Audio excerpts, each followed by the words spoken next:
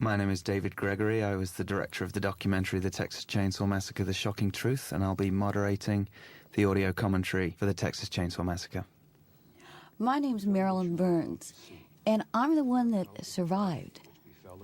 My name is Paul Partain, and I'm the one who didn't survive. I'm the sawee. My name is Alan Danziger, and I played the van driver, but I also had an untimely death. Well, I'm Robert A. Burns, and I didn't die in it, but I was the art director and did stunts and special effects. Bad and macabre as they were to see that day.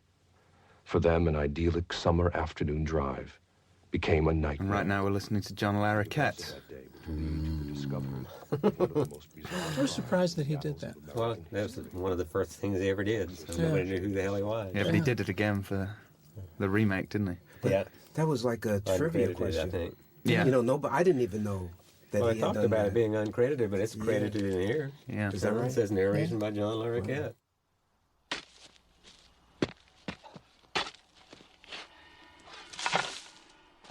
Bob, why don't you tell us about these corpses we're about to see here? Well, actually, I didn't do these corpses. Right. Toby did these. He was dying to make some corpses, and this was shot long after the film was shot, this opening sequence with these slimy corpses. So I didn't have anything to do with them. Where did he get them? He made them. Well, we had the skeleton that is used throughout the film, and he took the skeleton and kind of wadded stuff up and made it out of the skeleton. I think Warren Scarron helped on that, too. I don't know who all. Because Warren was an artist and a Yeah, he was. sculptor. He had a hand in that. But when I saw it rushes, I mean, I never saw this aspect, and to me, that really is what I thought really gave it. Well, it certainly put the sound effect of what Polaroid picture sounds like. Every film since then has used this sound and this effect for Polaroid pictures. Yeah, Wayne Bell told me that in order to make the sounds that are going on right now, Toby actually shut himself in a room with a bunch of tools and some meat and basically just went off on his own, and Wayne actually asked him what he was doing, and he wouldn't say. Grave robbing in Texas is this hour's top news story. An informant led officers of the Muerto County Sheriff's Department to a cemetery. And do you know where this cemetery is? Yeah, it's out of Leander. No, this is not the Leander Cemetery. This was they went to another cemetery for this. This isn't the Baghdad Cemetery. Is that in Baghdad? No, they when we get to the other part where they stop in the cemetery, they shot that in the Baghdad Cemetery, but this was another cemetery. Did this cemetery was more attractive than the other cemetery? I don't know. You wonder why. I mean, I think they probably snuck into this one. I think it was left unattended. I think unattended. Oh, I understand. That's the Well, deal. this is the one that where people are dying to get into. I see. Yeah. I get it. Oh. It's going to be a long day. Did you know that? It's going to get longer. It's going to get longer. So this, as far as you know, was shot at the end of the process? Oh, well, long after. During the editing sequence, this was added on. This was post-production, as they say. It's a very good touch. It helped set a mood for the movie, I think. Yeah. Oil storage units continue to burn out of control at the huge Texaco. People have asked me about, what the hell is this? Which is, it was stock footage, but it's of sunspots, sunstorms. I remember that. Real close-ups of solar storms. I'm sure this is just stock footage. It was. I don't think they went out and aimed a camera at the sun. They went blind when they tried that. Fire is visible to Houston residents some 60 miles to the south. Health officials. Yet Daniel Pearl did go ahead and shoot quite a lot of close-ups of the sun and, well, as close as he could get with his The long lens. moon. Daniel And the did the moon. moon. Yeah, he he kept shot the moon. shooting the moon. They had to get the perfect moon shot. Authorities is responsible for the spread of the disease. Ronald Bozeman has gone on to win a couple Academy Awards. No kidding. Yeah, he was. Silence of the Lambs. But I always have it in for him because, as I said, they borrowed my shirt from the movie for a close-up that I wasn't in. I never got that shirt back. Wow. And I still, if I see him to this Sue day, the bastard. I'm gonna ask for it. It's amazing how many of the crew has gone on to long careers in the industry. Yeah. Larry Carroll and Yeah, I saw him on Ted one shoot. Nicolai. I was in, I think it was Rolling Thunder in San Antonio. And Larry peeked out from behind the camera. He says, "Hey, Franklin, how you doing?" And released. A 16-story building. This was supposed to start with a dead dog in the script, and the day they went out to shoot, when they were going to shoot y'all running up and down the highway, there was a dead horse by the side of the road, but it was too icky for them to shoot, and so they didn't shoot it, and so they wanted to get this shot later on, and they wanted to use the armadillo, and they didn't want to. I told them I would loan it to them if they didn't crush it, and so they did, and so that's how it starts that way. But the day they were shooting all that, driving up and down the highway, there was this dead horse by the side of the road. I remember that. Just been a perfect Toby thing. wouldn't use it. But what can you say? The victims as two women. And there he is. There's my favorite All his shot. glory. Notice in the right-hand pocket there's a slight bulge, which happens to have a check that says paid in full. That was my last shot. Is that right? That's right. It has a large bulge. Not a real large bulge, it's a small check. Disputed territory. Details were sketchy, and as yet none of the governments involved has acknowledged the reports. Police in Dallas arrested a young couple today after complaints by neighbors. Why don't you tell us, Paul, how you did this scene, how you talked about it with your director and agreed to do it? Toby said, "Here's what we want," and I said, "Okay." There's the bit where we go down the hill after getting blown off right there, and I told Toby that I would do it, but he had to do it first, and he was game. He said sure. So they moved just off camera, and he got in the wheelchair and went down, and then Kim got in it, and then Daniel Pearl got in it, and then Lou Perryman got. The whole damn crew was going down and it was so much fun. I finally said, "Give me the damn chair. Let's shoot this thing." The e-ticket ride. Yeah. In the original script, there was a whole lot more of the driving around of the countryside. There was a lot more of the talking about astrology and what have you. See, there's my shirt. Yeah. And you didn't get that I never shirt got back. it back. And it was used in another scene? It's in that scene just before this, which is a faraway shot. Ron Bozeman is in that scene, and Bozeman you was don't wearing really that see shirt. it. I'm sure he's still got that shirt. I think you're right. And I'm sure he Maybe I still need to wears write it. to him or email him. Hey man, you believe all that stuff your old lady's hawking me? I don't know.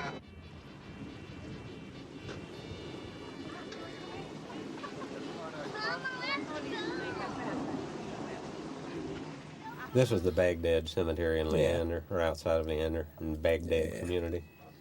Oh my There's old goodness. Joe Bill. You Remember that? Oh yes. How This- could we forget? Yeah, this guy was the drunk in the tire was quite There's John a. He's Henry. my favorite guy You betcha. in the movie, John Henry Falk. Yeah, what he a was- raconteur! What a storyteller! Just Yeah. the whole movie was worth it just to meet And this Bill guy. Creamer sitting up there on the side with the beard. Yeah, John Henry Falk was one of the real well-known political commentary. He was blackballed during the I think it was Jerry 50s Green who hauled you off. with the Saying, "I'm gonna steal you, girl." McCarthy hearings. This guy was one of the most respected stage actors in Austin for years and years and Yeah. years. Right What's his here. name? Joe Bill Hogan. Wow. Is he still alive? I don't know. I haven't seen him in years and years. I This know. was I after know all the 30 guy years with ago. Marilyn there. He's dead. He was the radio guy. Really? Yeah. And of course, John Henry's died. We're getting too damned old, folks. There's them that laughs and knows better. I did a show with Joe Bill one time. I was supposed to catch him when he came off stage, and it was such a boring show. I wasn't thinking. All of a sudden, he goes wham right there at my feet. Maybe he got back at me with this thing. I saw it myself. He did look dug up to me.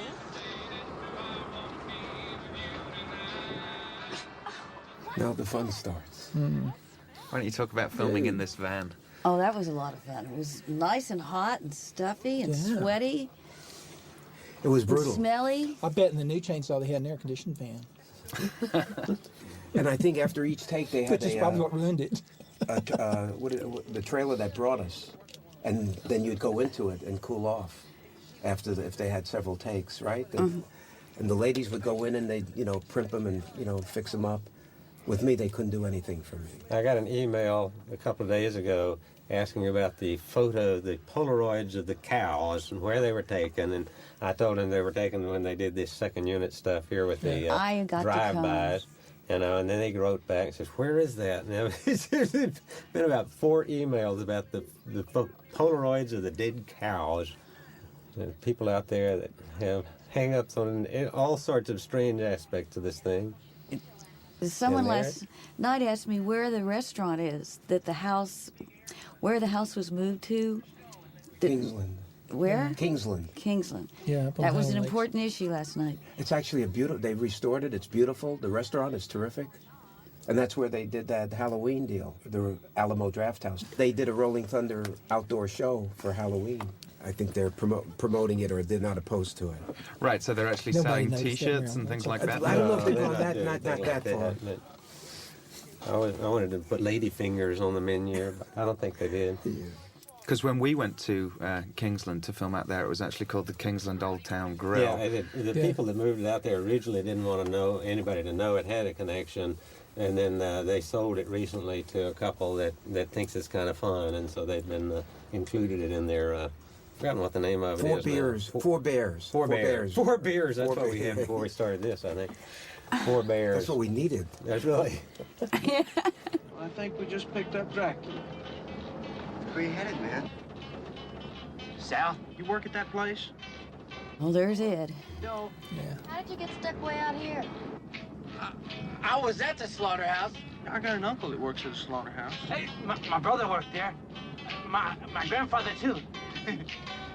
My family's always been in me. A whole family of Draculas. Hey, man, did you go in that slaughter room or whatever they call it? The place As where people in the van, as the kids in the van, did you actually get to meet Ed Neal and interact with him much before you met him in the scene, or did you meet this weird guy who was in character when you did this scene? As my recollection is, I met him, doing the scenes. But after the scenes were over, actually, he was a lot of fun. He was just a hoot. So he's one of the few guys that I remember interacting with and having a good time, as opposed to Leatherface, who I didn't know, I didn't meet, until after the movie was over. Yeah, he stayed by himself. Yeah. He had to. It was like them against us, is my recollection. I knew Ed a little bit through a theater called, one of the local theaters in town. And he had the lead in a show that we did, and I worked lights on it. So I knew a little bit about him, or I knew him by sight. Oh, incidentally, and then we didn't see each other until he came on the set there. And they scrape all the flesh away from the bone. Everything. They don't throw nothing away. They use the jowls, the muscles, and the eyes, and the ligaments, and everything. And then this. For the nose and the gums and all the flesh, and they boil it down into a lot of people ask about the van. The van belonged to Ted Nicolai, who was the sound man, and people ask about all these things, whether we kept them, whether we got them, and don't realize that this was done on such a shoestring budget. We just begged, borrowed, and stole everything we could, and so things were borrowed and then returned, and people asked about the chainsaw all the time. That was somebody's chainsaw we borrowed, and then we gave it back to them. Yeah. But you still have that knife, right, I Paul? still have the knife, yeah. And are willing to sell it at the right price. Yes. Give me the right, for the right price. We can, retirement's coming up soon. So the wheelchair was rented from a drugstore. I've been waiting for somebody to try and sell the wheelchair. What are you doing? Hey, man, put that knife up. I think I kept telling Ed to just hang on, and that the laser technology would develop to get that stain off of his face. I like the blood tube thing there. That was cool. Yeah, how was that done? The special effect there. Oh, that's the simplest special effect on the world, having a tube run taped on behind the thing. And we taped the bulb. blade so it wouldn't cut him, and then taped the tube on, and he had a squeeze tube. Something like that. I had filed the blade down thoroughly so it didn't, couldn't cut. Actually, it looks great. Just the way that thing comes across. But it's just a tube of blood down behind the blade, and then a squeeze. He's squeezing a bulb with blood in it as he's pulling along.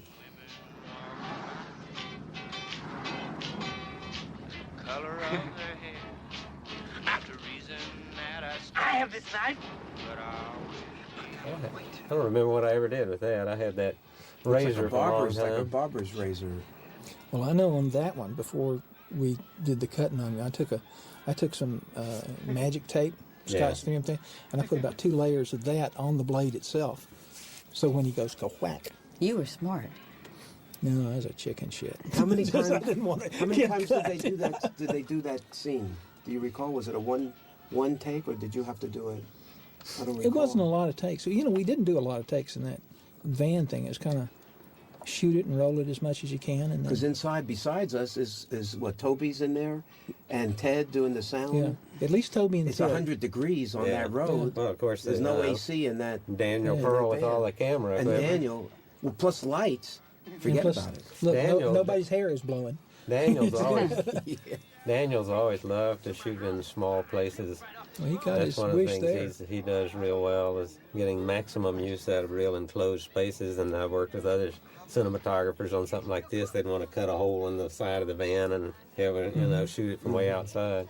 But that probably wouldn't have been a possibility with Ted's van. No, I No. don't think he would have appreciated that. Ted He didn't really appreciate it when I started digging into it.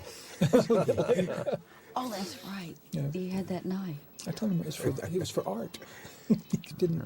That was your character doing that, I know, Paul. So. it was necessary to the film.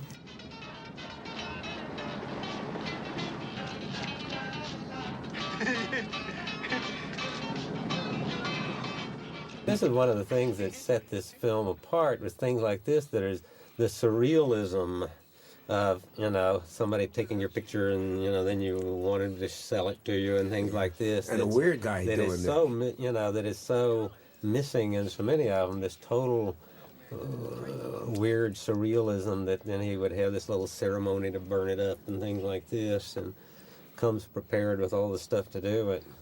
It's very difficult to pull off. And do you think that was probably just luck because of inexperienced filmmaking? Well, no, it was written. It was written, but it's the surrealism of the situation, and rather than just having a bad guy that is a bad guy, he's a not only does he look weird and act weird, but he does these things that are just so out of the realm of norm, that it's very creepy, and it sets up, there's nothing life-threatening here, but it's just this weirdness that is just so far from anyone's realm of experience that it makes it that much creepier. There he goes. Kill that whiny guy. Look. That's creepy. I still have the scar. Kind of hard to see. Maybe you can sell the scar on eBay.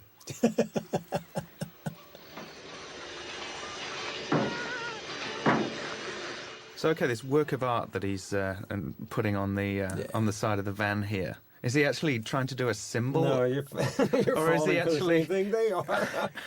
He was just smearing his blood on the side of the van. Understands that's what it seems like here, Well, but when you actually see it, looks like in a a bit, it Chinese looks symbol. like a symbol of some kind. I think Toby said he was going for something like that. It would have taken a lot to develop it. I don't know. I see. I think it just works out to be a smear. I think after this movie, less hitchhikers were picked up. I guarantee you that. I've never checked into it, but I would venture to put the quibbage on picking up strangers. I tell you, I've never picked up a hitchhiker after this film. Upsetting persons around you could make this disturbing and unpredictable day. One of the original titles was Saturn in Retrograde, Oh, yeah. which comes from all this stuff about reading the... Well, at least he Yeah. wasn't called Head Cheese. Or No, was that it was one of Stalking Leatherface Or or Stalking- Leatherface. Yeah, so Leather- that was yeah. brilliant to me. Well, Leatherface was rejected because people thought it sounded too much like Leatherneck for referring to Marines, and so and Leatherface was at the time not part of the American lexicon. Yeah. There are moments when we cannot believe That was, to me, was brilliant, the change to the Texas Chainsaw Massacre, because that just summed it right up. Somebody actually asked me the other day, and it's the first time I'd been asked, but apparently other people have, was like, how dare you call I it the think I came Texas in because- Chainsaw Massacre when not many Because people were killed with a your friend come chainsaw? down to Dallas? Uh-huh. Robert, he was my good friend. This is one of my favorite scenes I like because it that. just This went one. out of control. They were And changing just a little bit the of light the- was changing on them, and they had to figure out some way to cover the light change, so they had the guy looking up at the sky all the time. Toby and Kim had some things in here that they intended to come across as humor that never did, and one of them, they were mighty proud of it. The sign on the store here, it never reads, but they thought they had a kind of a 007 Pussy Galore kind of diet. They made me make the sign that said W.E. Slaughter for the name of this place Barbecue here. joint? But barbecue off to the side, it said W.E. Slaughter Barbecue. But I guess that was This what was a good- got I picked up remember the as you outtake are from that one. cooks later. Remember Yeah, that? I mean, to me, this was the funniest scene because This was. as the soap goes on, I inadvertently hit the windshield wiper, and it just poured, soapy water up and down Jim Saito's face, and that's when we just lost control. Yeah. I think Bill, myself, and we were just laughing hysterically, so much so that every take was kept. We did the same thing, stop. and Toby got really furious. He walked off the set, and Kim actually finished it up. So what should have been a 5 or 10 minutes thing took an all day. Well, about But right it's- here is where Jim gets douched. I mean, he just. It's You remember really, that? oh God, yeah. It's just that So whole coming thing, down, and he's so still good. trying to say his lines, and it was We just over. were It was blowing over. it out. It was funny. Thanks to your friend. Yeah. Whatever happened? This gas station is still there. Yeah. It was in the Tender Mercies. Oh, yeah? Yeah. It was? Yeah, I'll bet you. I mean, it looks just I like don't the think same so. one. Well, it might have been. I think so. They shot most of that way up in North Texas. This is where, on the way to Gonzales? Bastrop. The road, It's you go in- to Bastrop and take a Yeah, take a right. Bastrop. It's off in a little area called String Prairie. Well, I may be wrong about It just the Tender closed. Mercies. This place just closed several months ago. I found out. Oh, did it? What was interesting when we went to shoot the documentary, we went by here just to get some B-roll, and of course there was no gas, which is exactly as it is in the movie. So that's probably why it closed. That's right. Yeah. That's And about Toby as said there sexy was as they some. got, right? Those shots.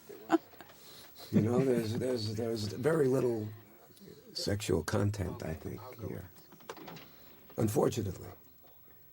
But we sure like what we see. Hell, we should have stuck back there for gas.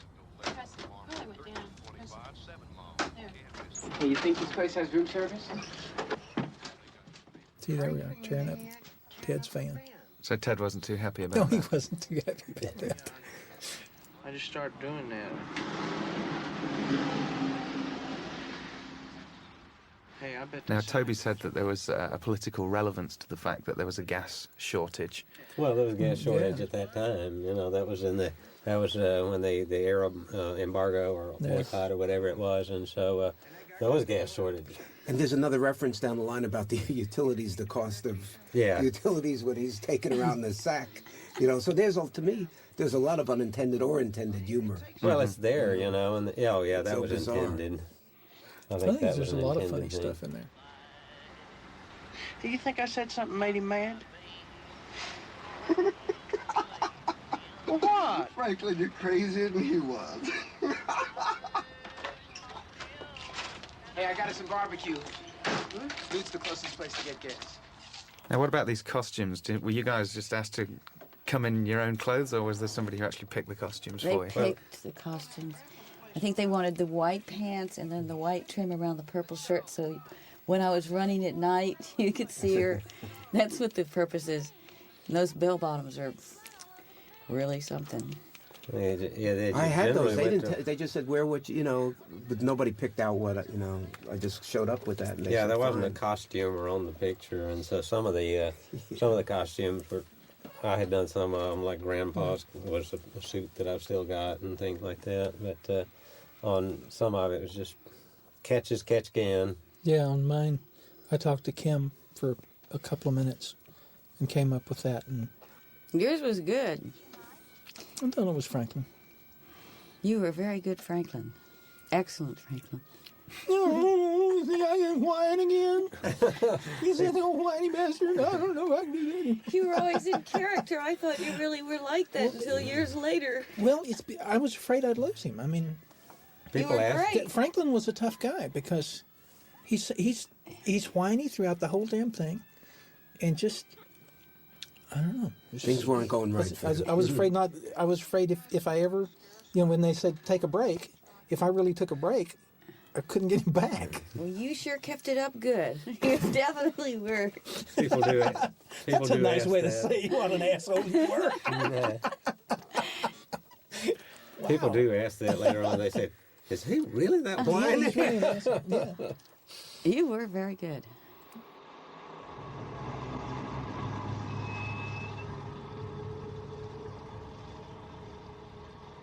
I really like the disgusting I'd like to sausage thank the members of the sticking out. Academy. Who found Oh, these that these was- spots? Who found these spots? Well, this was a found location because it was right directly across the road street from the house. From the house. And so it was written into the script because this was just directly across the Quick Hill Road from the house, and so it was written in.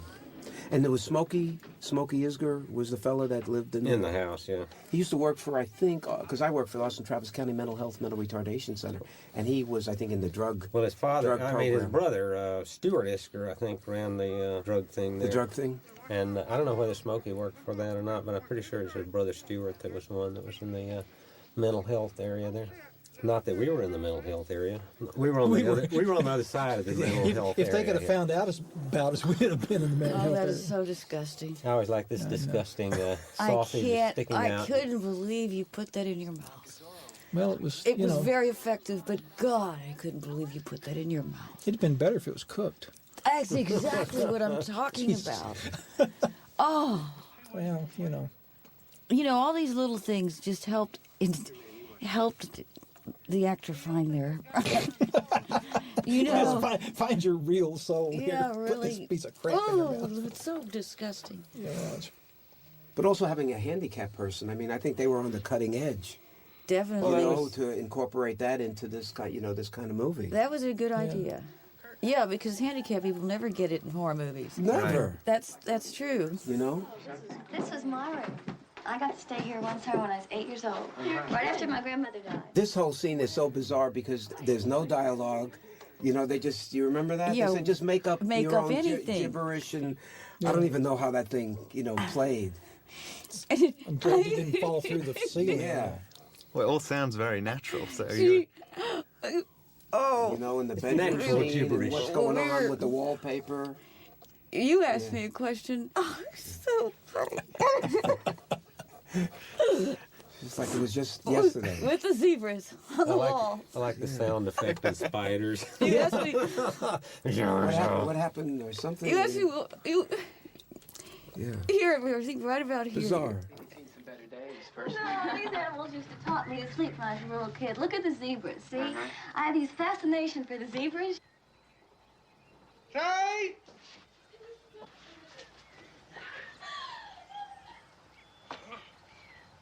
You must have gained some arm muscles in this period, Paul. Probably did. Did you have to take any lessons on how to use this thing, or anybody work with you? Did they? It just came naturally. Actually, my grandfather was in a chair for 7 years, and he had passed away a few years before. So I saw him do all that, but with he had a stroke, so he would get around with one arm and one leg, and I felt really bad because it was all I could do to get around with two arms and two legs.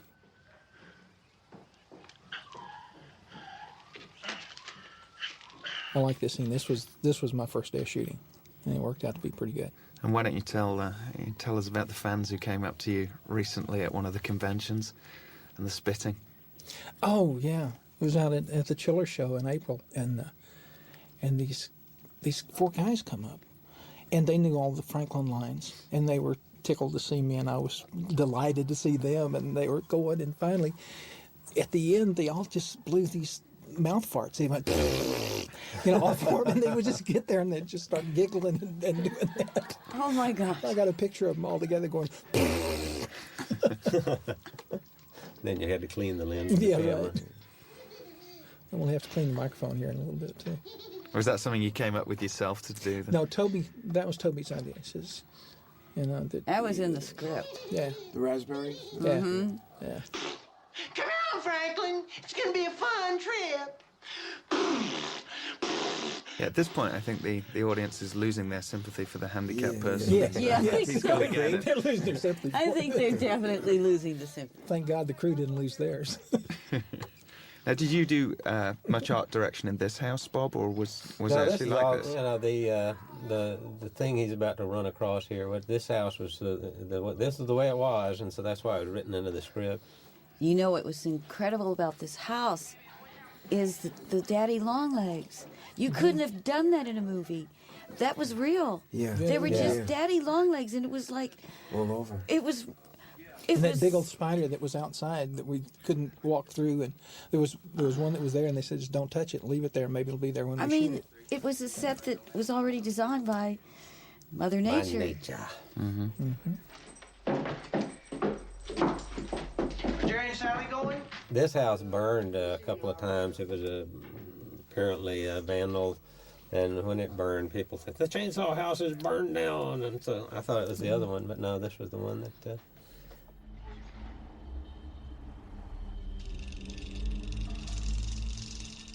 Now this I did. Yeah, what was the direction here and for the thing that's up above him? Well, that was a little piece of a sculpture that Ron Bozeman had. Salad. This thing here was a pre-existing little bit of sculpture somebody had around. Was it the wind that caused the feather? Did you notice that little? And so are we supposed to, I'm maybe looking into this too literally, but we're supposed to assume that Leatherface and co. kind of go into the other house and put stuff in there as well? It was just something that it's a kind of subliminal thing that there's weird stuff going on, and I don't think right. you're specifically supposed to know who did it particularly, but it was just a. Well, I actually, always this is assumed that it was Leatherface. we're in the location, so this is nearby, so they get around and they do these weird things. This is where they say Franklin never was a little boy. Well, this was supposed to be like a little lake or a little pond or something? So. That's where they were going to go swimming. This was what theoretically was the swimming hole. Somebody must have carried him when he was little. Franklin never was little. Look at those bell bottoms on Bill. Mm-hmm. Bill is actually a set decorator now in Los Angeles. Yeah. Neat. A wonderful guy. Really terrific guy. Yeah, I actually worked with him in this weird picture, what was it, mausoleum. It was something that they'd shot half of, and they came back and shot the other half of it years later, and I was art director on the second half of it years later. Yeah.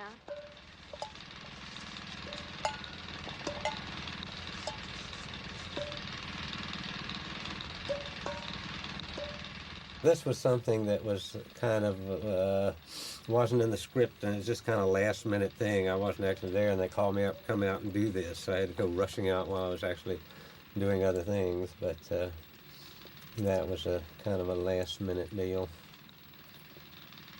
But that also really adds to the creation of the atmosphere here, sure how you hear all does. the tin like cups clear, and yeah. stuff. Really nailed that one, didn't you? Now all these cars under here are the crew cars. You probably recognize your own cars under there. And this is obviously supposed to be the cars of past victims. The Volkswagen Beetle was Wayne Bell's car, I think. Well, the white Volkswagen. Yeah, there's two Beetle. of them.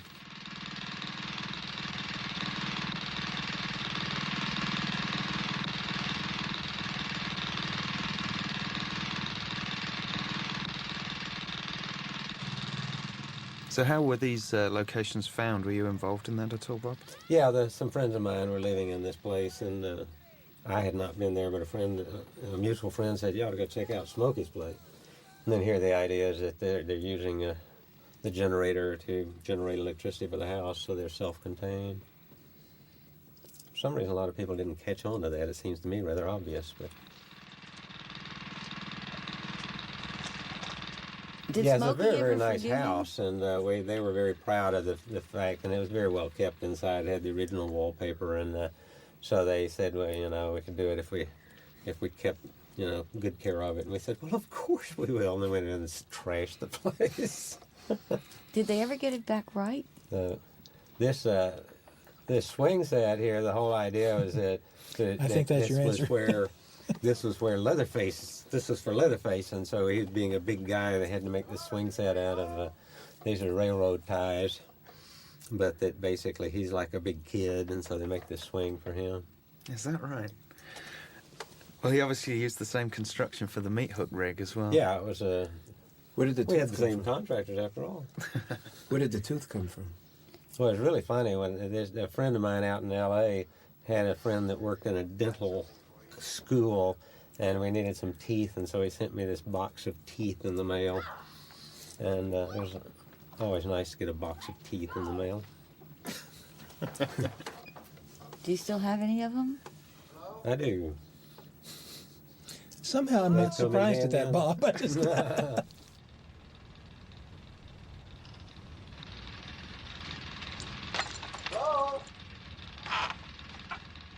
But this is a really beautiful old house, and now it's been transformed into the restaurant in Kingsland we talked about.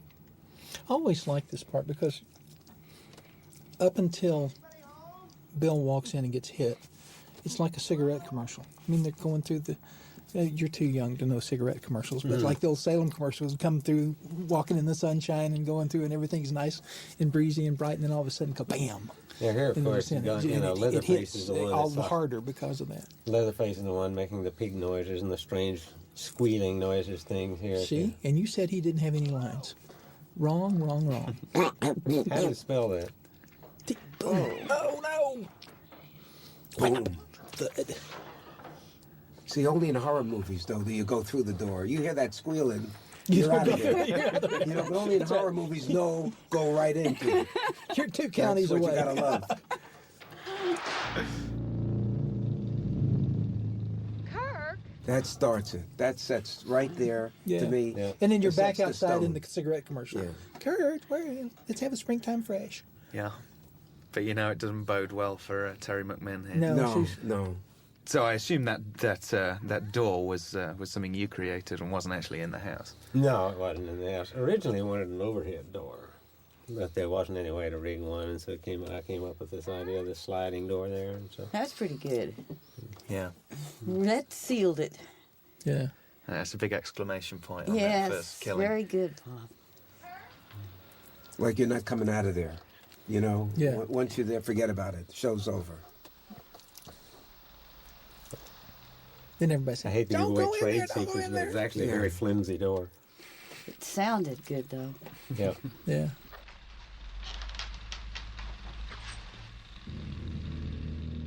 Now this, of course, is Terry McMinn, who is one of the few people who's not too keen to acknowledge her chainsaw past. I think she's gotten more with it lately. Is she still here in Austin? I don't know. She went away and then she came back for years, and I don't know. She was in the flower business here for a while.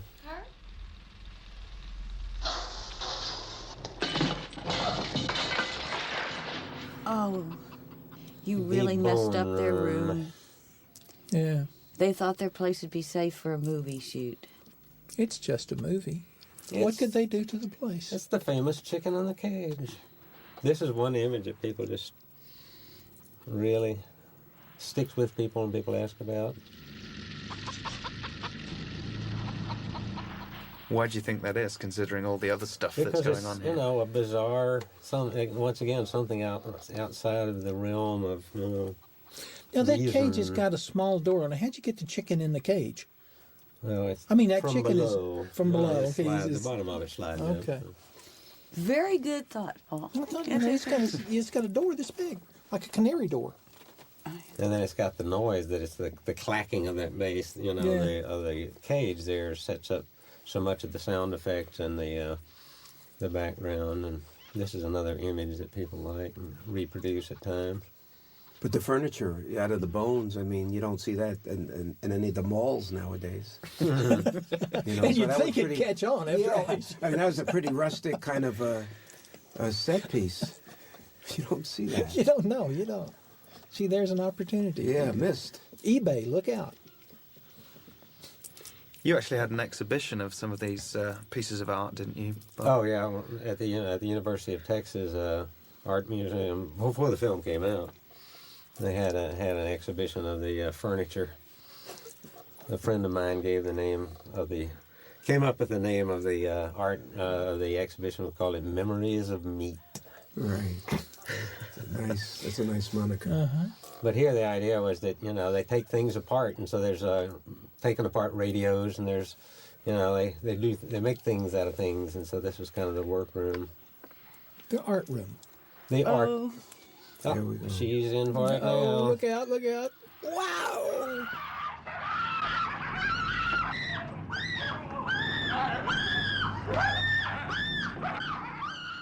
And this to this day is one of the most shocking scenes in all of filmdom.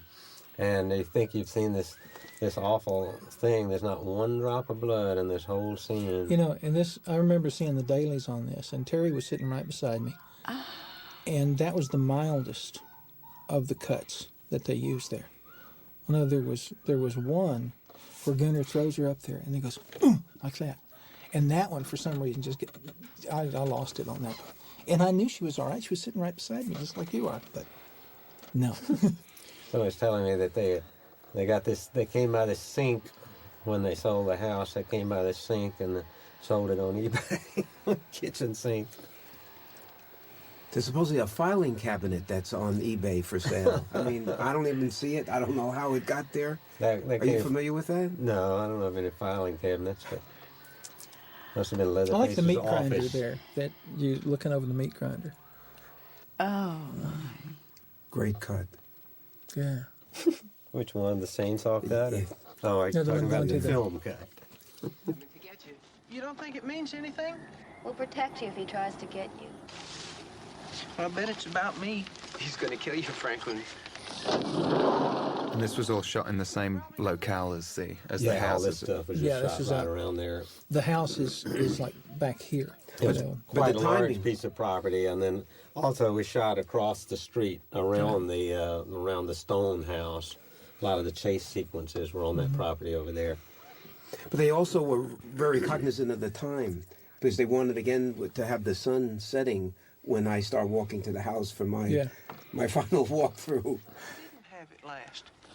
You had it last. I gave it to you, remember? What'd you do with it? Well, I don't know. Didn't I give it back to you? And was there all this banter between you guys? Was this scripted? Yeah. Yeah. And it was scripted differently. As the day wore on.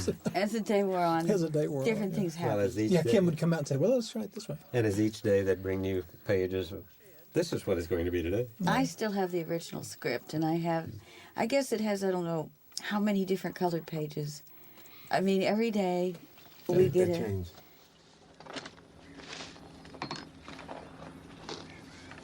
It's just in recently seeing it that I realized that the attitude she had when I said I'm going, and then you said, I forget what you said. But I think she she's just not said, happy. okay. Not really happy about it. Yeah. No, she You're was leaving me not. with this guy. Yes, said, okay, you're going. Guess Yeah. what? You might as well Branded keep with the going. whiny guy. Oh, I don't blame you. So let's talk a bit about the conditions under which you were shooting. What kind of craft services and things like that did you have? Well, actually, the best part of the whole thing was Sally Nicola was the caterer, and it just kept the whole thing going. I think the whole thing would have She made collapsed some Greek if not dishes her. that were great. She'd, it'd be out there. There was the craft services were pretty negligible, but when she'd come out there with the dinner, she'd bring out these just fabulous gourmet meals that she'd made, and it was the only thing that kind of kept the morale going. Well, I missed all those. I never ate. I So, couldn't.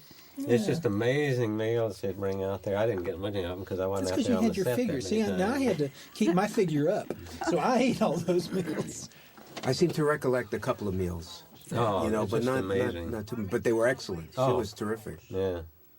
But of course, it was blazing hot as well. Oh, Well, it's yeah, I ruthless. mean, it's Texas in August. And inside the well, it house, wasn't. you guys really didn't get much into it. How the stench, I really didn't have much in there, but it was just awful. People were Well, there's throwing that up, getting one sick. scene, It was just the dinner table scene. 110 degrees. It was just awful. Yeah, the dinner table scene. We'll get to that later on. It was the insufferable thing. Fortunately, I didn't have to be in there. So you're actually character acting here, Paul, yeah, with we're kind of Marilyn. So relating there. driving you crazy, no doubt. Yes, definitely. This is to me, it was a beautiful shot. You know, the sun at the perfect time. Yeah, that is nice.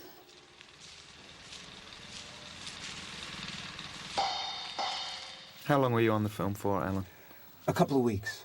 Two of the longest weeks. No, actually, I really enjoyed myself because I had just little parts. It wasn't. It And he really cracked wasn't that rough. everybody up. He was the funniest guy. He still is. Say something He made funny. us laugh. He had the strangest Texas accent. I'm from a small Texas town in the Bronx, you know, so Come on, you guys, goofing me. Yeah. that's an immortal line. You know? I know. People It's know that just, stuff. Everybody in West Dallas says that. Yeah, they all say that. My parents saw this in I think a porno theater in Florida, and they started talking back to the screen, telling me not to go into this house. They were hip enough to know I shouldn't go in there. They're goofing with you. Don't go in there. Yeah, they're goofing with you. recognizes the terrible towel Yeah, it's a pretty blanket, that is, so to speak. I honestly felt like I was acting in this scene, that I got myself worked up to go in there. You know, I had him block it out. You know, so this was where I felt like, for me, there was some acting that I was doing. What, and prior to this, you were just kind of hanging out? I was basically being myself. You know what I mean? The lines were basically kind of, most of them were my own. Thank God you spiced up the script. Yeah, thank you. But it's showtime now. Come on out. Come on.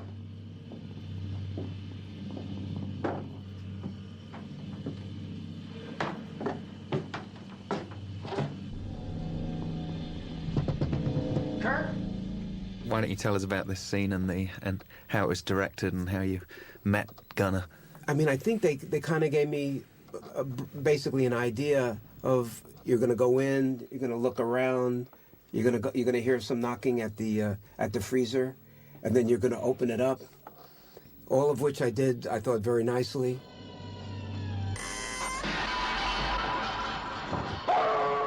Now, in the original, you see this. In the original take, I'm right on the money. Boom! I give out this blood, curdling, scream, and the whole thing. And then they do cut. They said, "Great scream, Alan," but let's wait till Leatherface is in the same shot. This is one of my favorite scenes in the whole thing, when he gets all perturbed because things aren't going the way they're supposed to do, and I just love this scene here. Gunnar's so wonderful in this. He's just this lost soul because things just aren't going right. He gives Leatherface heart and soul. And yeah, I mean, he's human. And there's no dialogue. And this scene, right. He puts his head in his hands, just like, oh, things are just not going right at all. It's just wonderful.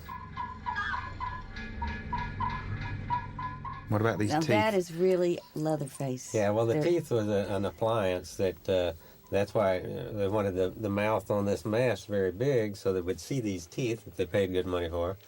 And so, once again, going by what they would do, put a big piece of coat hanger wire in there to make the mouth real big and wired it in. And he also has a presence that, to me, the other Leatherfaces did not have. They don't have it. And I don't know how you do. I mean, he's a big guy, but he has a presence that the others, I don't think, were able to he went to state school and studied, how some of the some retarded people moved and things like that. And this was a shoot spent a from lot hell. of time in it. What happened? No, this is one they really kept changing words, and then Toby come up and tell me that Paul said something about me, and Toby was going to Paul and saying Marilyn said something about you, and getting us really upset with each other. So when we were doing this scene, it didn't require any acting at all. No, I was ready to kill you, and I was ready to, make you be in a wheelchair for the rest of your life.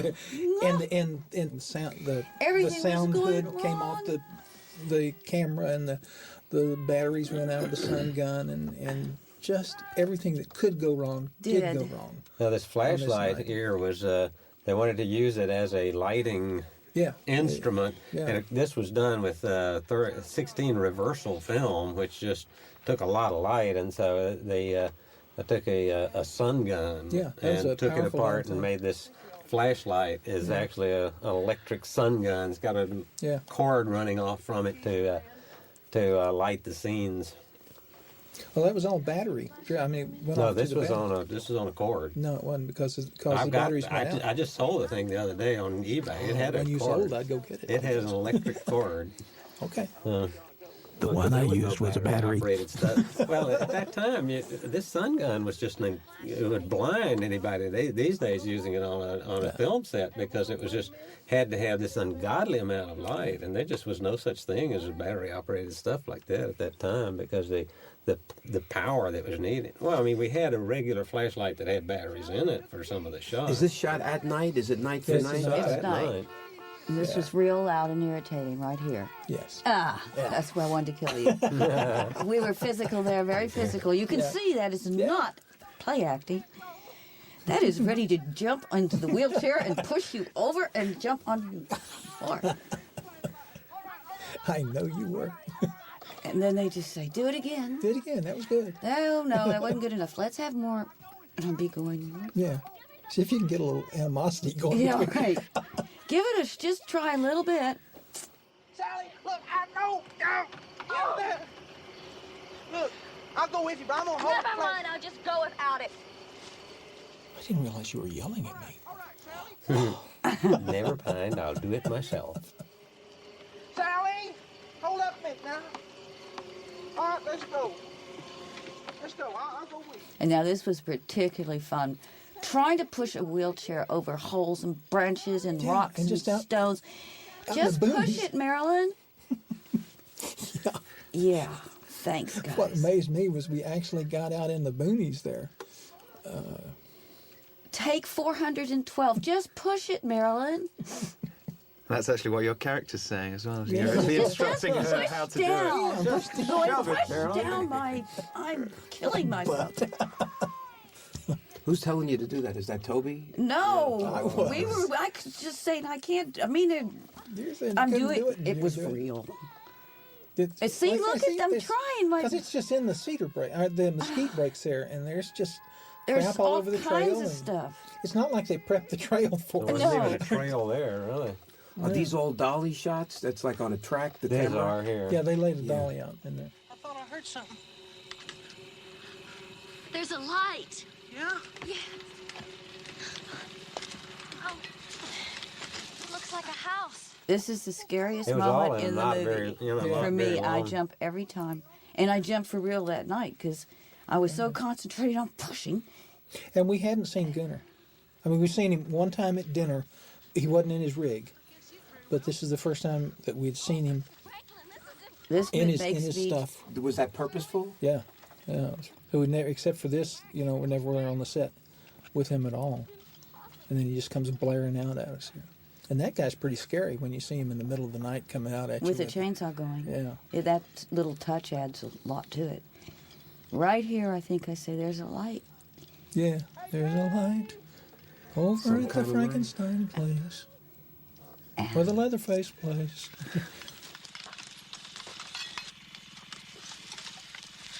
Sally, I hear something. Stop. Stop.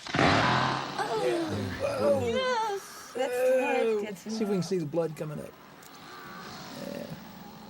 And that blood's Always like that. people spitting, right? Yeah, Toby was to my right off camera, and Dottie Pearl was to my left, and we all had a mouthful of blood. Every time he would come in, we'd spit.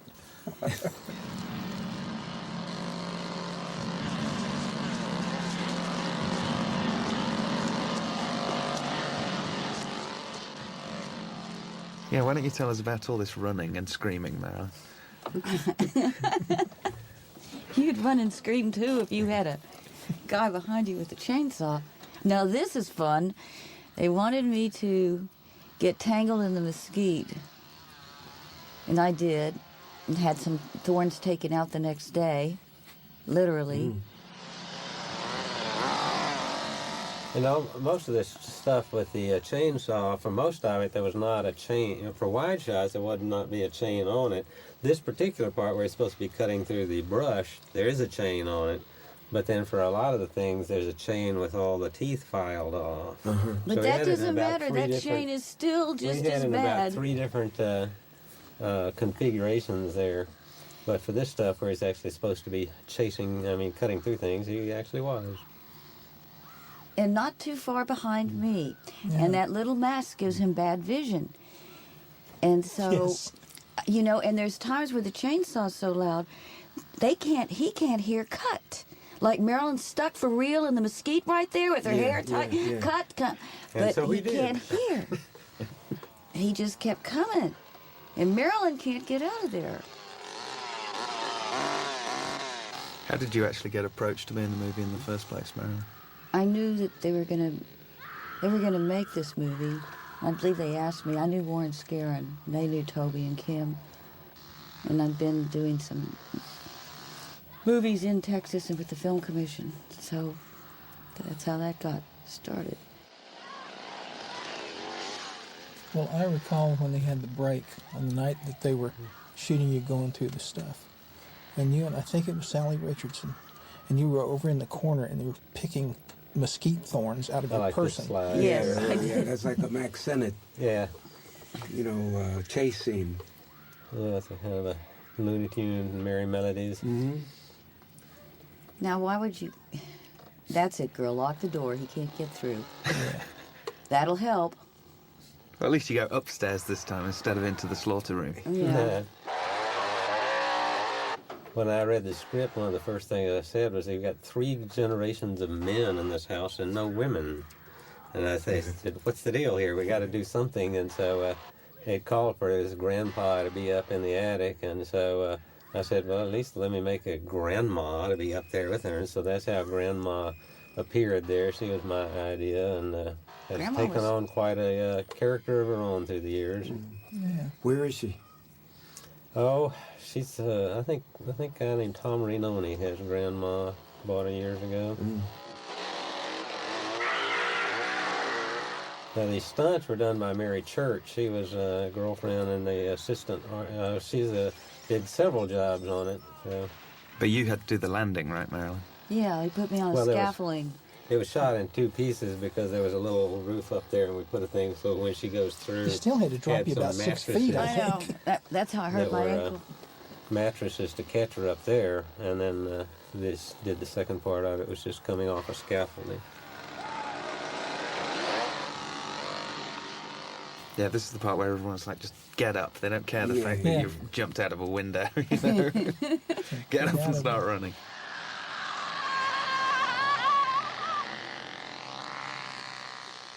I think Gunnar dropped about 40 pounds doing this movie. I'm sure, particularly after the dinner sequence, which we're on our way to. I liked the next scene, I believe it is, where the script calls for her to run into a tree.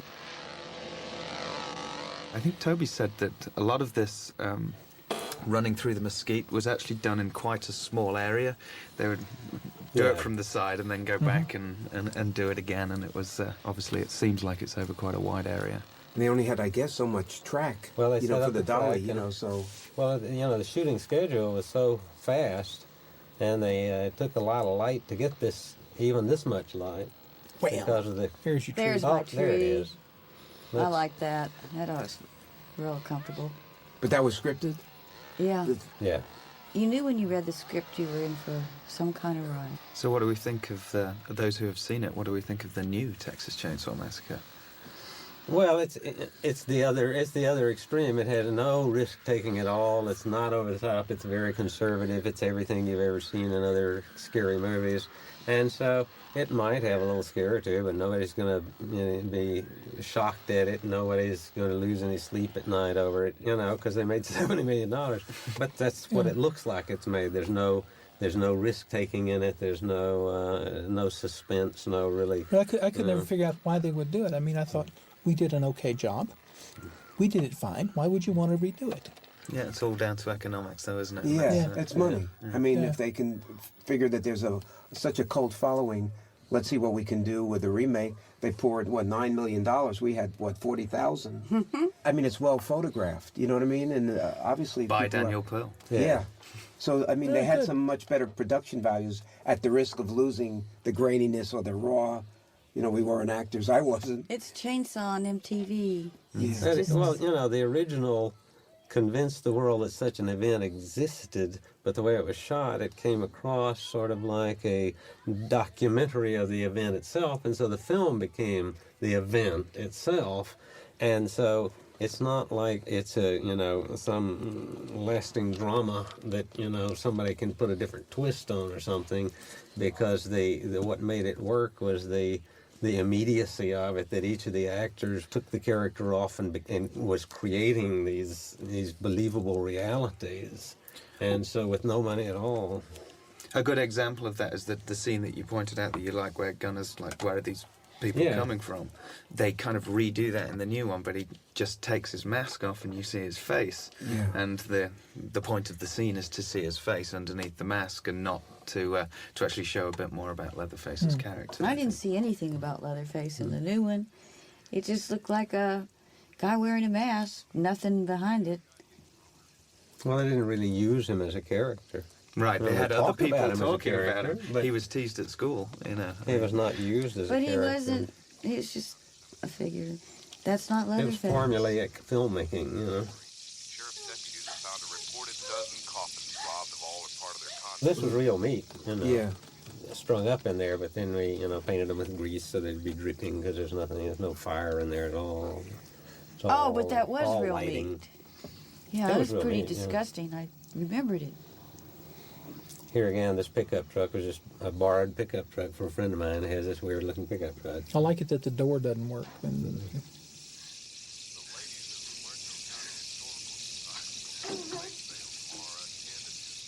Had you interacted much with Jim before this sequence? Because this sequence was quite a difficult one to do, right? No, I don't think Jim. In fact, Toby kept saying, "Hit her harder, hit her harder." And he'd go, "Man, I don't, you know, Toby, you know." And I said, "Jim, just go for it. We're never going to get out of here." Young lady will have no trouble. Not out of here. What do you want? Now, there's no need to do that. Nobody's gonna hurt you. Again, I really like the idea of something like this. He's using, you know, a broom to defend himself. It's not like, you know, some horrible, you know, weapon of destruction, but, you know, it's a broom in the wrong hands. The can be a broom can terrible hurt weapon. you. I'll tell you, a broom Yeah. is painful. He looks like he's finally getting into it, though. Yes, he did. That's the black eye the next day. Worked well for the script, though. Here, then that's not the broom handle, the wood handle. That's a piece of rubber or some rubberized. That hurt. I particularly like that brand of rope too. It does wonders for your skin. Mm-hmm. It's really soft on the hair too.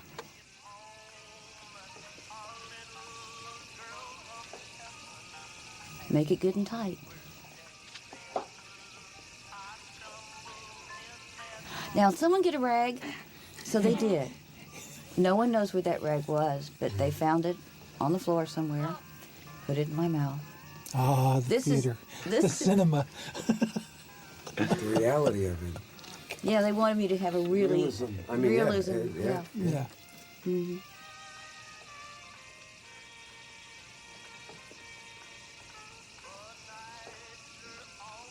And how long did you spend in the bag at a time? Well, I didn't spend that long in the bag because I by the end of that scene, I was pretty gone. So Mary Church got to get in that bag.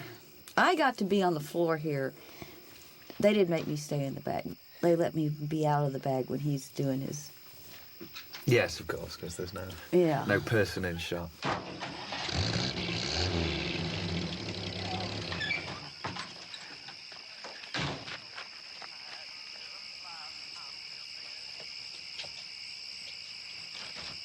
Here's a great, but this was That would've another been- great line about Yeah, the I like utilities. this one. This just adds the comedic touch to it. Yeah, Jim And has a here lot again, of great you know, lines. Had to lock up and get the lights. Cost electricity is enough to drive a man out of He's business. turning out to be a bad guy, but still in all, There's his a not- humanity about it. He's a Well, businessman. you know, well, all of it is, you know, they're a family, they argue among themselves, and, you know, there's a real connection between these people, and they've got thoughts about other things than killing people, you know, saving Well, I electricity. hate to admit it, and- but I recognized a lot of those weirdos. Yeah. You know, and bits and pieces of them. And This was just pure Jim Seedow here. He was doing this as it kind of went along, and it's just wonderful. Where are the cameras here? I mean, how were they shooting this Well, this would have been a camera mount on the hood here. on the hood? they take the glass out for that. No. And then this is from, again, Daniel just loves to shoot in tight places, so here he was actually in the truck. But this was a camera was strapped onto the hood of the, mounted on the hood of the car. No need to do that. Are you there for most of these shots in Not case they today, have a no? Well, the art department was me and Mary Church. And Right. So, you know, having to get things ready for the next day and cover things for that day and one thing and another. So a whole lot of these things that Mary was being the pokey at this point. Oh, Mary's. Yeah, in Mary's this, the one that's the beneficiary of the poking. And where's Marilyn? So, Marilyn's Resting. Resting in the trailer. comfortably. you know, Marilyn's in the medic tent.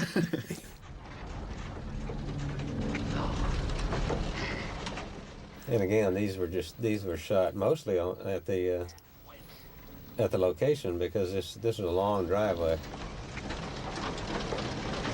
Little cool shit. Now they're all coming home. He's kind of bringing them back. It's family time now. What does he have in his hand? Some kind of... It's a rabbit, isn't it? Oh, it's pelt of some in theory, sort. it's a dead animal. It was a. Also, this is a great Road shot. I love this shot here. That's one of my The favorites. lights and this, Yeah, with the churning up the dust, and it's all lit from behind like this, and again, it's the family beating on each other. So they beat on each other as much as they beat on other people, sort of.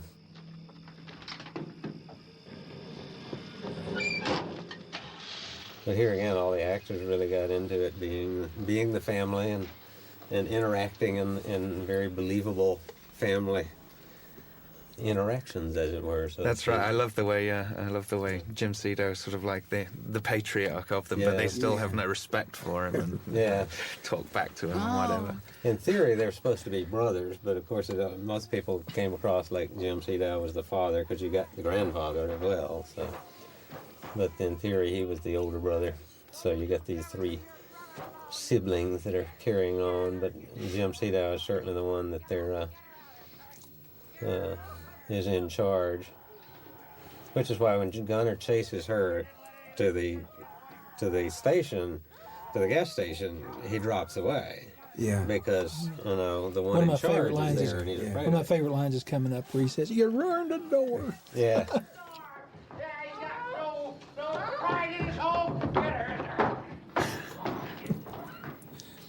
Gunner's in his second get-up. Yeah, a lot of people don't realize he was changing masks, but here he's being the cook, and so he's got this, he's preparing dinner, so he's got his little old granny lady mask on and his apron, and he's got his new outfit on here. I like the armchair. I don't know who has the armchair these days. A friend of mine down in songs? Houston has quite a number of, in San Antonio.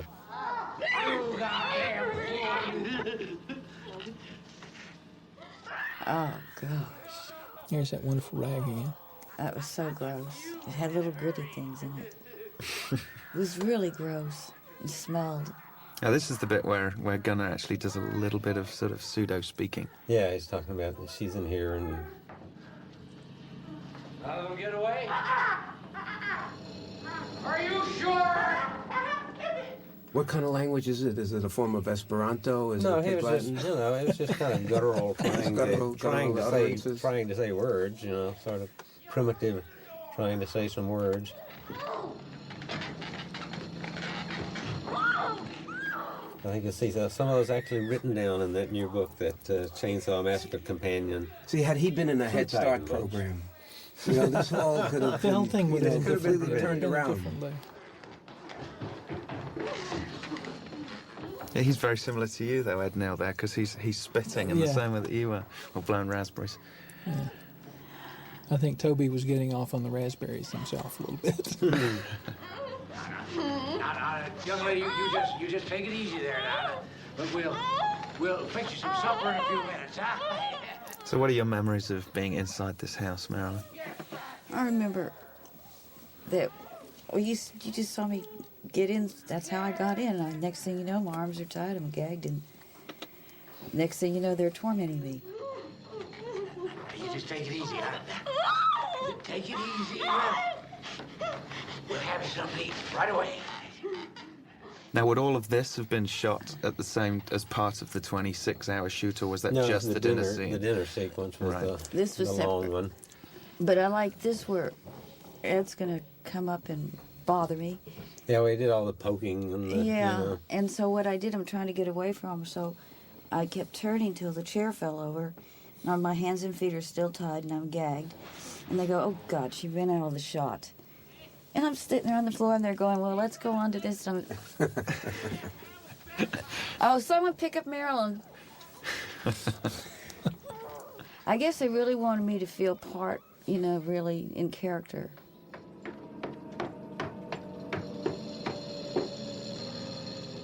Where did all these skins come from, Bob?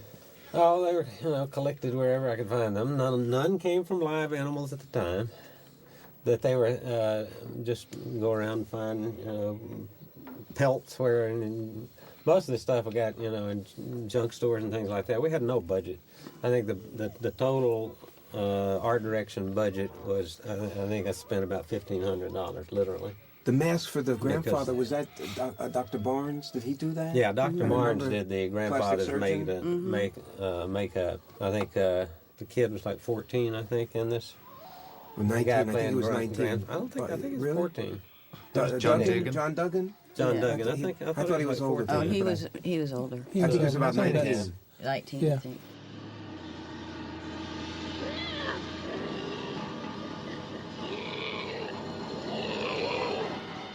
Actually, the armchair was never built for this, the tortures that were put through in this sequence, and so they kind of decided to make it so that the armchair did break a time or two. Just had to do repairs because it was not what it was originally intended to do. Yeah. John was in the graveyard scene. We did back in the one that was at where Sally goes walking off in there. So what happened here, Marilyn? This is what I found out this year, that they really didn't forget to tape the knife. They just didn't tape the knife because the tape kept messing up, and they couldn't get the little tube right on it, so they just decided to cut my finger to say, get the shot. And all these years, I thought they just forgot. And Gunnar said, oh no, Marilyn, this was this year.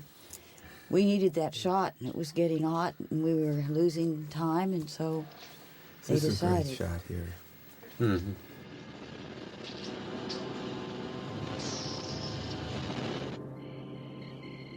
So having made the Leatherface faces, and did you not want to have a crack at the grandpa makeup?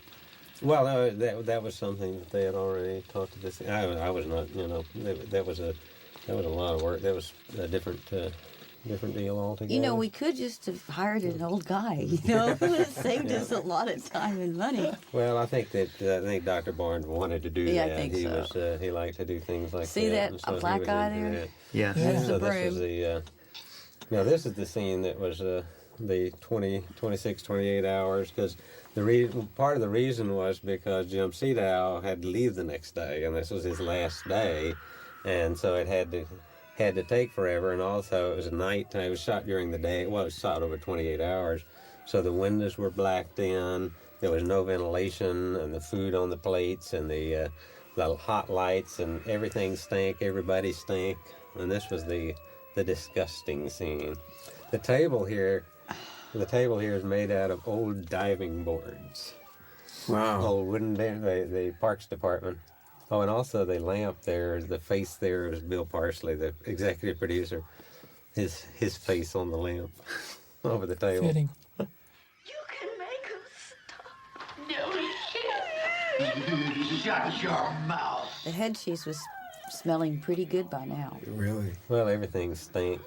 The little chicken feet. And Gunner's, his suit, they were afraid to wash it or anything, and through the whole thing, and so he had to wear this thing, and everybody and everything stank to high heaven. Fortunately, I didn't have to be in there. Right. But you had collected up a number of dead animals with that, wasn't it, through Dottie Pearl and her connections? Well, she worked for a veterinarian, sort of say a plastic surgeon that had all these bones around. No, a veterinarian who owned some land outside of Austin, and so the animals of his that had died, that would die under his care or whatever, he would take out to a place on his land and turn them over to nature. And so we went out there, and there was a kind of pit that had all kinds of parts in it, and so that's where a lot of the animal bones came from. There were very few actual human bones in it. In the whole movie, we bought one skeleton and had some other parts that were plastic, and then some of the skulls came from friends of mine that were actually sort of archaeological leftovers. Now, in this scene, isn't there where they had to go back and reshoot and do some inserts? I remember hearing something Not about that. this one. It was the very end. With the eyeballs and stuff? Yeah. Oh, that one, yeah. They had to come back and, I don't know. No, we just shot about 4 hours on my eyeball. Yeah. We just had the camera right. What was that for? For this shot. For that right there. For Black eye and all. just. They didn't have it. They didn't have enough shots of that. Oh, they didn't do it. They just somewhere else. They didn't have time to do this. It took forever. He just concentrated on shooting my eyes, and then he intercut it with this. Because this stuff took a while. I really love Jim Seed out here where he's laughing and then he gets serious and says, we can't do this. Well, he And catches does, himself, and then he gets back into it. No, it's wonderful. He says, I can't cotton to this, and then he does.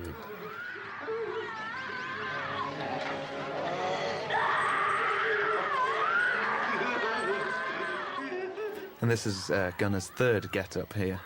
Yeah, this one, he has this beautiful lady mask that they're sitting down to dinner, and so he gets dressed, he's got his suit on, and he's got his formal mask on. They're sitting down to formal dinner. Yeah, they have guests for dinner, so literally. But it has excess makeup on it here, right? His mask. He wanted to be pretty. Yeah, this one was a little point of contention because Toby wanted a beautiful woman mask, and so I worked very hard, took a mask of a very beautiful woman, and made this, and then worked it over to where it was recognizably the mask itself, a very beautiful woman, and then once again Toby likes to go lock himself away and do things, and he came out and he was the one that had ripped it apart and changed it and smeared the paint over it, and you couldn't tell that it actually was a beautiful woman. And but at any rate, the idea is that he's gotten all ready decked out for dinner. Let's let him have a whack. The masks, I really had to work very hard to find, come up with a substance that actually looked like parchmenty human skin rather than a rubber mask, because rubber just doesn't look like human skin. And so I experimented around, kind of came up with this product that was with liquid latex and then some real fine layers of yellow insulation material, fiberglass, and then embedded it in this. And it turned these colors. None of these were painted. They turned this flesh color, this parchmenty look, so you can get this translucency to it.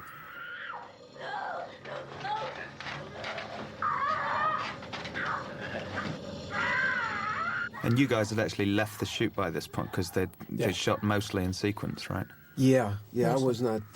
I don't think I even came in. You missed out on the fun of this. I heard about it, but I was not involved in it. But your armadillo's back on the table there. Yeah, well, that's what it was made for. I had actually was out getting these things, and I'd run across a fresh roadkill that had just been hit, this armadillo, and said, I think I'll learn taxidermy. So I got it and went and got a book about taxidermy and officially taxidermying the armadillo.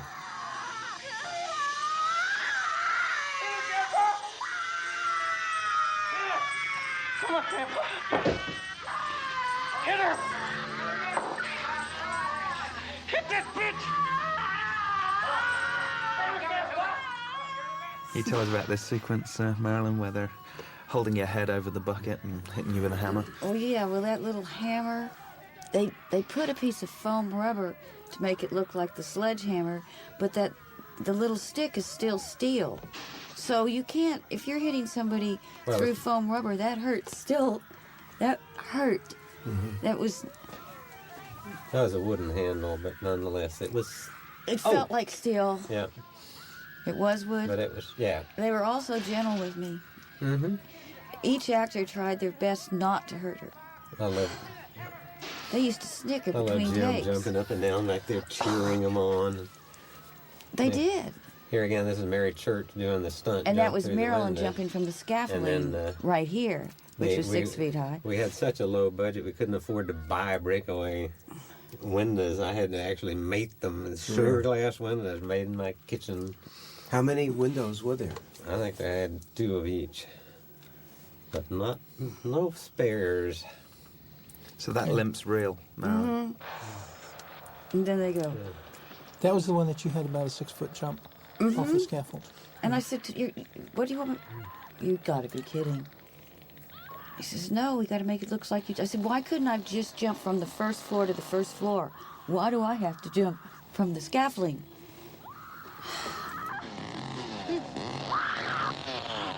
So this is the first time that you really see a lot of blood. That's the only time, really. Yeah. Each scene, it looks like there's more blood on you. They just like. And didn't it dye your hair for a little while? Oh, yeah. That's red food coloring. Getting the chocolate syrup out of it, too, along with the bees and the ants. How I kept from dying on this running over hitchhiker here. I had for that shot there, I had a mannequin made out of, stuffing and PVC, and I was actually on a ladder off to the side holding him up on a wire so that, truck actually hits it, and how that kept from yanking me off that killing Really? me, just beyond me. Do you know Ed, the truck driver? Ed Gwynn, yeah. He was in a group, I think, called the Conqueror, one of the early, psychedelic groups. Yeah, he's a musician, but he was also a truck driver. This was his truck. I didn't know We put that. a piece of metal over the door here. So this is the sequence you had to come back and shoot again after you thought you'd taken off those pants for the last time. For the last time. And they said, no, Marilyn, we've got to shoot the ending again.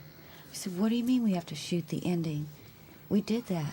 This was the most gore in the whole thing. Coming up here was That's where he goes. the only real gore effect and the special effect in it.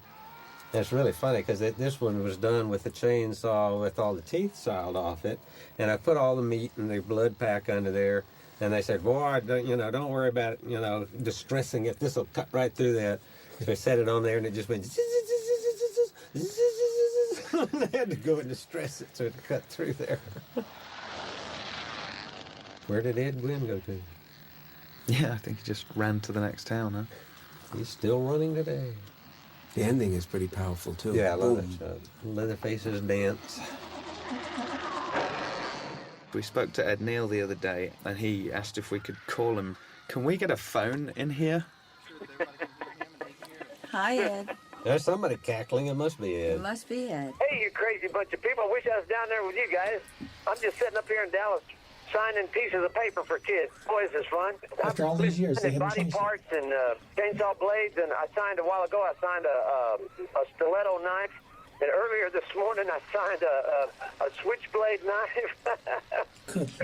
Ooh, it's scary. Hi, how you doing? I'm doing good. How you I can't doing? see. I make you get it. So do you have as fond memories of making this movie as everybody else here does? Oh, heck yeah. I love sitting back on the back porch and drinking tea and thinking about my experiences in the film trade in Vietnam. Marilyn was just reminiscing about you pushing her over in a chair. Oh, yeah, what happened was we took the shot, and of course I was behind her, and so the crew was all excited that they got the shot. So they're stepping over going, boy, that went well, that was great. And Marilyn was just laying down there on the floor, and they just left her down there. I finally said, will somebody please pick Marilyn up? They went, oh, yeah, sorry, Marilyn. And what do you remember of that 26-hour dinner scene, Ed? I have been having more fun signing. I've got a great photograph from that scene, which my face just looks like, and everybody looks at it and goes, wow, you're such a great actor. And I'm going, yeah, I really look tired in that shot, don't I? I am so good. I said, we were really tired. Yeah. But the nice thing about that is cut 2 years later and you get to sell hundreds of photographs for that scene. So it's become one of the legendary shoots in film history now, and that's kind of fun. All right, well, you have a good time at the convention there, Ed. I'm having great fun, man. And good to talk to y'all and tell everybody out there, yeah, I'll be home soon and I'll be bringing some hit seeds. All right, thanks, Ed. Bye-bye. Bye-bye, Ed. Bye, Ed. See Bye, ya. guys.